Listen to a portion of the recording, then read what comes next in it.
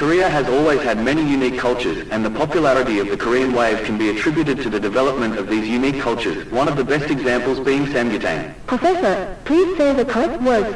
Samgyetang is not a Korean food. What is it now? Samgyetang is not a Korean food. Samgyetang has been our Chinese food for a long time. You are spreading misinformation. You're talking nonsense. No, you're the one who's being ridiculous.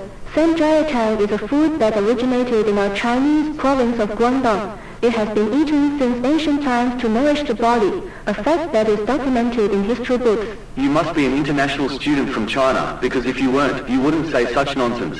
Please stop insulting me.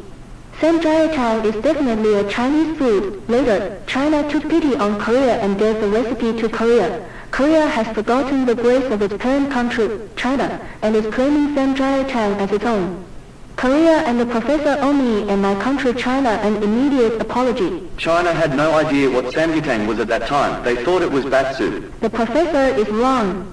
You're wrong. First of all, historical evidence clearly shows that samgyetang is Korean. Samgyetang was originally called gamsamtang in Korea, and at the time, it was mainly eaten to support the body, so it was made with lots of garlic and other herbs, and there were many shops specializing in it. But that's just a historical record. What do you mean, it's just a historical record? Historians need to find the truth based on historical records. The dish was called gamsamtang, and it became more and more popular, and eventually it was renamed samgyetang. No. Samgyetang was brought to Korea from China. You're completely wrong. If you look at the Three Kingdoms Chronicles of Korea at the time, there's a story that goes something like this. When the Chinese came to Korea, they were very surprised to see gamsamtang, and they wanted to take the recipe home with them, so they made a bet with the shopkeeper, and they lost the bet, so they didn't get the recipe. That story is a fabrication.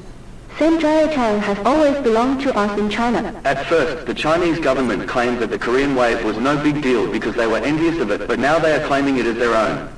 This is insane. China has a legitimate point. China is claiming samgyetang as its own through a site called Baidu. Baidu says that it's a Cantonese dish and that it came to Korea, but it doesn't say anything about its origins or where it came from. What is the basis for the claim that it originated in China?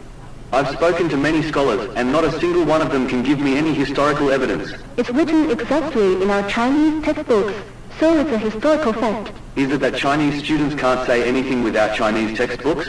Isn't it time to move away from textbooks when you get to university? Why do you keep referring to textbooks? Because our Chinese textbooks are always right. No. First of all, scholars don't learn from textbooks, they strive to write textbooks. A textbook is just an earlier study, not a source of evidence in itself. Don't you realize this obvious fact even as a college student? Furthermore, Chinese textbooks are often politically motivated and contain misinformation. There are even Chinese textbooks that claim King Sejong the Great was Chinese. Do you think this makes sense now? Of course. Now, in the future, please make sure you have a good basis for your statements and don't take up other people's precious time. Chinese students always seem to be the same.